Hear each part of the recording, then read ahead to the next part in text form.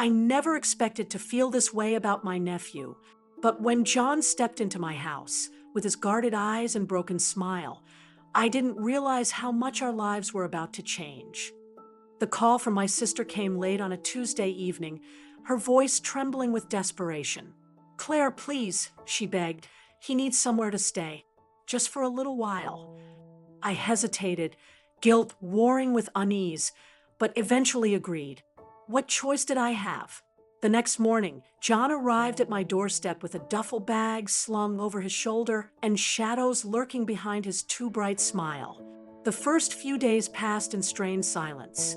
He kept to himself, retreating to his room or wandering the quiet streets of our suburban neighborhood like a ghost. I told myself it was fine, better even that we weren't forced into awkward conversations. But loneliness has a way of creeping up on you, especially in the dead of night. One sleepless evening, I found myself sitting on the porch, staring out at the moonlit street. To my surprise, John joined me, his footsteps soft against the wooden boards. "You can't sleep either?" he asked, his voice hesitant but warm. I shook my head, clutching my mug of tea tighter. For a moment, neither of us spoke. Then slowly, John began to talk, not about why he'd left home or what had gone wrong, but about smaller things. School, music, dreams that felt just out of reach. His words spilled out like rain after a drought, raw and unguarded. As I listened, something shifted between us, a crack in the wall of formality that bound us as aunt and nephew. By the time we went back inside, I couldn't shake the feeling that this was only the beginning. Whatever connection sparked that night, it wasn't done growing, and neither of us could foresee where it might lead. The late-night talks became our ritual, though neither of us planned for them to. At first, it was just me noticing John lingering in the kitchen after dinner or standing on the porch long after I'd expected him to retreat to his room. "Can't sleep?" I'd ask casually, and he'd shrug, mumbling something about bad dreams or restless thoughts. But over time, those brief exchanges grew into something deeper, conversations that stretched into hours, where the world outside seemed to fade away. John spoke haltingly at first, as if testing how much he could trust me. He shared fragments of his life. A father who treated him like an afterthought, a mother too consumed by her own disappointments to see his pain. Then there were the mistakes, the fights, the reckless decisions, the people who gave up on him when he needed them most. Each story felt like a weight lifted from his shoulders, but also a window into the scars he carried. I listened without judgment, nodding quietly or offering small words of reassurance when the silence between us grew heavy. "I don't know why you're being so nice to me," he admitted one night, his voice barely above a whisper. We were sitting side by side on the porch steps, the cool air wrapping around us like a shroud. Most people would have kicked me out by now. "Not everyone gets second chances," I said softly, my gaze fixed on the darkened street ahead. "But maybe you deserve one." He didn't respond right away, and when I glanced at him, I saw the faintest trace of a smile tugging at the corners of his mouth. It wasn't happiness, exactly, more like relief, as if someone finally understood the tangled mess inside him. And truthfully, I did understand. Not the specifics of his struggles, but the loneliness behind them. The feeling of being unseen, unheard, like no matter what you do, it's never enough. That was a pain I knew all too well. As the weeks passed, something shifted between us. What started as familial affection began to take on a different shape, one I couldn't quite name but couldn't ignore either. Claire admired John's resilience, the way he kept moving forward despite everything life had thrown at him. To her, he was more than just a troubled kid. He was someone with depth, with strength, even if he didn't see it himself. And John, he found comfort in Claire's steady presence, the way she seemed to anchor him when everything else felt chaotic. She wasn't trying to fix him or lecture him. She simply listened, truly listened, in a way no one else ever had. But with that closeness came tension, a quiet undercurrent neither of us wanted to acknowledge. There were moments when our eyes would meet and linger just a beat too long, or when his hand brushed mine as we reached for the same dish towel, sending a jolt through me I couldn't explain. I told myself it was harmless, that I was reading too much into things. After all, he was my nephew, barely out of adolescence. This was wrong on every level. Yet, the pull between us only grew stronger, simmering beneath the surface of our carefully constructed dynamic. One evening, as we sat together on the couch flipping through old photo albums, John paused on a picture of my late husband. "What was he like?" he asked, his tone softer than usual. "He was kind," I replied, smiling faintly at the memory. "Steady. Always knew how to make people feel seen." John nodded slowly, his gaze flickering to mine. "You remind me of him sometimes." His words caught me off guard, and I looked away quickly, pretending to focus on the album. But the warmth rising in my chest refused to be ignored. For the first time in years, I felt truly seen, not as a widow, not as a caretaker, but as someone whole, someone worth knowing. Neither of us dared to say it aloud, but the connection between us had transformed into something charged, something dangerous. And though we both tried to suppress it, pretending it wasn't there only made it harder to ignore. The storm outside mirrored the turmoil inside the house. Rain lashed against the windows, and thunder rolled in low rumbles that seemed to echo through the quiet living room where Claire and John sat on opposite ends of the couch. They had been talking for hours about his fears of failure, his parents' disappointment, the mistakes he couldn't undo. Each word felt like a weight lifted from him, but it also left behind an ache neither of them could ignore. "I just feel so alone," John admitted finally, his voice breaking as tears welled up in his eyes. "Like no one really sees me." He looked down at his hands, clenched tightly together, as if trying to hold on to something he was afraid of losing. Claire's heart twisted at the raw vulnerability in his voice. Without thinking, she reached out, her hand brushing his arm in what was meant to be a comforting gesture. But the moment their skin touched, something shifted. The air between them seemed to crackle with unspoken longing, charged with emotions they'd both tried so hard to suppress. Before either of them could speak, John turned toward her, his gaze searching hers with an intensity that made her breath catch. "You're the only person who's ever truly understood me," he whispered, his voice trembling. And then, before she could respond, he leaned in, closing the distance between them. Their lips met softly, hesitantly, a kiss filled with pent-up emotion and forbidden desire. For a fleeting second, time seemed to stop. Claire froze, her mind racing as reality crashed over her like a wave. What were they doing? This was wrong. So wrong, but the warmth of his touch lingered, igniting feelings she hadn't allowed herself to acknowledge. They pulled apart almost instantly, shock written across both their faces. Claire stumbled back, her cheeks burning with guilt and panic. "Oh God," she murmured, shaking her head. We shouldn't have. I'm sorry." John stammered, his face pale, his voice barely above a whisper. "I didn't mean to. I shouldn't have done that." I thought. His words trailed off, uncertainty flickering in his eyes. Claire pressed a hand to her forehead, trying to steady her racing thoughts.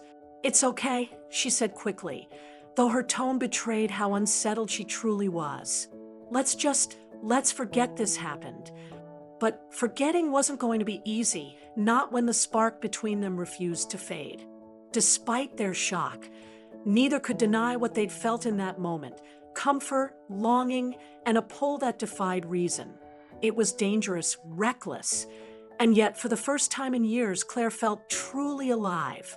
"This changes nothing," she said firmly, more to convince herself than him. "We're family, John. We can't cross this line." John nodded slowly, though his expression betrayed the conflict raging within him. "You're right," he said quietly, "but I don't regret it." His honesty hit her like a punch to the gut, forcing her to confront the truth she'd been avoiding. Neither did she. The nights that followed were endless, sleepless stretches of time where my mind refused to quiet. Every time I closed my eyes, I saw him, John's guarded smile, the way his voice softened when he spoke to me, the intensity in his gaze that made my chest ache. It was wrong. So painfully, undeniably wrong. He was my nephew, barely more than a boy, and yet he wasn't. Not anymore. The man sitting across from me during those late night talks was complex, raw, and achingly human. And now, after that kiss, I couldn't unsee what had passed between us. A spark that defied reason but felt as real as the air I breathed. How could I have let this happen? My thoughts spiraled endlessly, guilt gnawing at me like a relentless tide. This wasn't just some fleeting moment. It was a betrayal, not just of family ties, but of everything I'd ever believed about boundaries and morality. Acting on these feelings would destroy so much. My relationship with my sister, the fragile stability I'd built since losing my husband, even the respect people in our small suburban community had for me. Yet no matter how hard I tried to push the memory away, I kept coming back to the intimacy we'd shared, the way John made me feel seen and wanted in ways no one else ever had.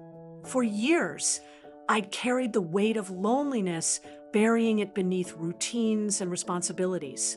But now, with him, I felt alive again, and that terrified me.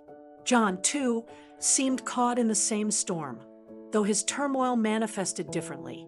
One evening, as we sat awkwardly in the kitchen pretending not to notice each other, he finally broke the silence. "I can't stop thinking about it," he admitted, his voice low and strained. His hands clenched around the edge of the table, knuckles white. "About you." "Don't," I said quickly, shaking my head. "We can't go down this road, John. You know that." "I do," he replied, frustration creeping into his tone. "But why does it feel so right then? Why does being near you make me feel like I'm finally okay?" His words hit me like a punch to the gut, because they mirrored my own thoughts, the ones I'd been trying so desperately to suppress. He wasn't just confused or seeking comfort. He genuinely cared for me in a way that transcended familial affection. And despite myself, I cared for him too. But caring wasn't enough to justify what we were doing or what we might do if we continued down this path. "I'm your aunt," I said firmly, though my voice wavered. "You're practically family, John. What we're feeling, it's not normal. It's not acceptable. Why should that matter?" He shot back, his expression fierce. "Society doesn't get to decide who we love or how we feel. All I know is that I've never connected with anyone the way I connect with you. Doesn't that mean something?" "It means we're crossing a line we shouldn't," I countered, though doubt lingered beneath my words. Was he right? Could love exist outside the confines of societal expectations? Or were we simply rationalizing something inherently destructive? As the days passed, neither of us could find peace. John wrestled with guilt over betraying my trust, while I grappled with the fear of losing everything I held dear. Still, every glance, every accidental brush of hands sent electricity coursing through me, pulling me closer to him despite all logic screaming to stay away. And then there were the questions that haunted us both. If love was truly unconditional, shouldn't it transcend rules and labels? Or were we deluding ourselves, mistaking forbidden desire for something deeper? Neither of us had answers, only the unbearable tension of knowing we couldn't turn back, even if we wanted to. The days that followed our initial kiss were a blur of stolen glances and unspoken tension. We tried to act normal, pretending that everything was fine, but the air between us crackled with an energy we couldn't ignore. John and I continued to meet under the guise of checking in, late-night talks about his struggles, my loneliness, anything to justify the growing closeness neither of us could deny. Each conversation felt like stepping closer to the edge of a cliff, knowing full well what waited below. But despite the danger, neither of us pulled away. One rainy night, the storm outside mirrored the chaos brewing within us. The house was quiet. My sister and her family had gone out, leaving just the two of us alone. John sat on the couch across from me, his hands gripping a mug of tea that had long gone cold. His eyes flickered up to meet mine, hesitant yet intense. "I can't keep pretending," he said finally, his voice low but steady. "Every time I'm near you, it's like I don't know how to stop feeling this way." My breath caught in my throat. I wanted to tell him to stop, to remind him of all the reasons this was wrong, but the words wouldn't come. Instead, I found myself nodding, tears pricking at the corners of my eyes. "Neither can I admitted, my voice trembling. "But we can't." Before I could finish, he leaned forward, closing the distance between us. This time, there was no hesitation. His lips met mine in a kiss that was equal parts desperate and tender, a collision of everything we'd been holding back. It wasn't just passion, it was vulnerability, raw emotion spilling over until neither of us could hold it in any longer. We moved together as if drawn by some invisible force, every touch igniting something deep inside me that I hadn't realized was still alive. For years, I buried my desires beneath layers of grief and duty, convincing myself that love was something I'd lost forever. But now, with John, it felt terrifyingly real. And though my mind screamed at me to pull away, my heart refused to listen. When it was over, we lay entangled in each other's arms, the weight of what we'd done settling heavily around us. The rain continued to patter against the windows, filling the silence with its rhythmic song. Neither of us spoke for a long time, the enormity of crossing that line hanging in the air like smoke after a fire. "We'll figure this out," I whispered finally, more to reassure myself than him. The words tasted hollow even as they left my lips. Figure what out? How to undo what we'd already done? Or how to live with the consequences of giving in? John nodded silently, his grip tightening around me as if afraid I might slip away. "Okay," he murmured, his voice barely audible. He didn't ask for promises or explanations. He simply held on to me, clinging to the moment as if it might be the last. In that quiet aftermath, I realized something terrible and beautiful. I didn't regret it. Not really. Even though I knew we'd crossed a boundary we could never uncross, being with John made me feel alive in a way I hadn't allowed myself to feel in years. And maybe that was the most dangerous part of all, that I wanted to believe, even for just a little while, that we could find a way to make this work. But reality wasn't so forgiving. As dawn began to break through the curtains, casting soft light over the room, I couldn't shake the feeling that we were standing on shaky ground, and that sooner or later it would give way beneath us. As the weeks dragged on, the weight of our secret grew heavier, pressing down on us in ways we couldn't ignore. John became a shadow of himself around others, distant, withdrawn, and visibly uncomfortable whenever anyone asked how he was settling in. He avoided phone calls from his parents altogether, letting them go unanswered until they stopped coming. Family gatherings turned into minefields he refused to navigate. Any mention of an upcoming dinner or holiday visit was met with vague excuses about being busy or not feeling well.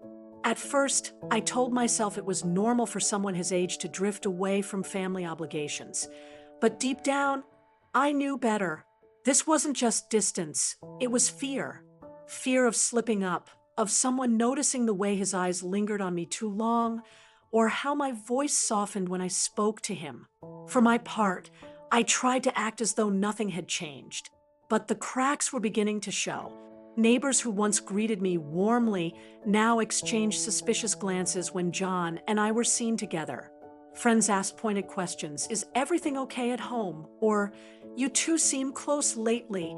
Each comment felt like a knife twisting in my chest, even though I laughed them off with practiced ease. Still, I couldn't shake the growing paranoia, the sense that we were being watched, judged, dissected under a microscope neither of us could escape. The turning point came without warning. One morning, as I scrolled through my phone over coffee, I froze. A notification popped up, a link to a website I didn't recognize. My stomach churned as I clicked it, only to be confronted with a series of photos. John and me walking side by side in town, sitting together on the porch, laughing during one of our rare moments of carefree conversation. The captions beneath them were sharp and cruel, hinting at scandal and betrayal. My hands trembled as I scrolled further, reading the accompanying message. Pay up, or everyone finds out. Panic surged through me, hot and suffocating. Who could have done this? How much did they know? And what would happen if these images reached my sister? Or worse, Ethan? I called John immediately, my voice shaking as I told him what I'd found. When he arrived at the house later that day, his face was pale, his jaw clenched tight. "It's him," he said grimly, pacing the living room like a caged animal. "Someone from my past. Someone who wants revenge." Revenge for what? I asked, though I wasn't sure I wanted to hear the answer. "For everything," he muttered, running a hand through his hair. I thought I left all that behind, but I should have known they wouldn't let me go that easily. We spent hours trying to figure out what to do, whether to pay the money, confront the blackmailer, or simply wait it out and hope it blew over. But every option seemed impossible, each path fraught with danger. As the days dragged on, more messages appeared, escalating in urgency and hostility. Photos turned into videos, snippets of conversations captured without our knowledge. It was clear whoever was behind this wasn't going to stop, not unless we gave them what they wanted. And then there was the guilt, not just for keeping our relationship hidden, but for dragging John deeper into this mess. Every time I looked at him, I saw the same fear reflected in his eyes that I felt clawing at my own heart. We had crossed a line we couldn't uncross, and now it threatened to destroy not only us but everyone we cared about. One evening, after another sleepless night spent staring at the ceiling, I finally broke down. "Maybe we should end this," I whispered, tears streaming down my face. "Before it gets worse." John stared at me, his expression torn between anger and despair. "You don't get to decide that," he snapped, his voice trembling. "You can't push me away again. Not after everything. I'm trying to protect you."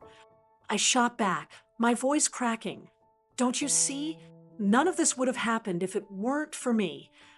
And none of it matters if I lose you," he said fiercely, stepping closer. His eyes burned with determination, but also something else, something fragile and vulnerable. "We'll figure this out. Together." But even as he pulled me into his arms, I couldn't silence the doubt gnawing at me. Could we really survive this? Or was it already too late? The confrontation came on a stormy afternoon, the kind where thunder rolled low and lightning split the sky like jagged wounds. I was in the kitchen, trying to steady my trembling hands as I prepared tea, when the doorbell rang. My stomach tightened. Visitors weren't expected, not today. When I opened the door, John's father stood there, his face pale with fury, clutching a crumpled printout of one of the photos that had surfaced online. He spat, shoving the image toward me. "What have you done to him?" I froze, my breath catching in my throat. The accusation hit me like a punch, sharp and unrelenting. I don't know what you're talking about," I stammered, though the words felt hollow even as they left my lips. "Don't lie to me," he shouted, stepping inside without invitation. His voice echoed through the quiet house, each word heavy with anger. "These pictures, you think I'm blind? You've been exploiting my son, manipulating him for your own sick desires." "No," I shot back, my voice rising despite the fear clawing at my chest. "It wasn't like that. It never was. Whatever happened between us, it was consensual.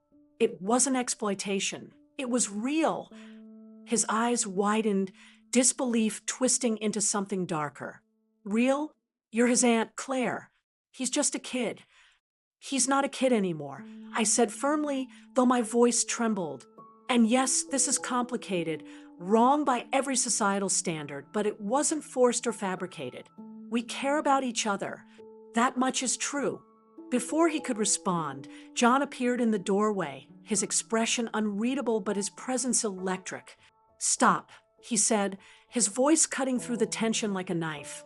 "Dad, stop blaming her. This isn't her fault. It's mine." We both turned to him, stunned. His father stared at him, shock rippling across his features. "What are you talking about?" "I pursued her," John admitted, his tone resolute despite the storm raging around us. "I started it. I pushed until she couldn't say no anymore. If anyone's responsible, it's me." "No," I whispered, shaking my head. "John, don't do this." But he didn't waver.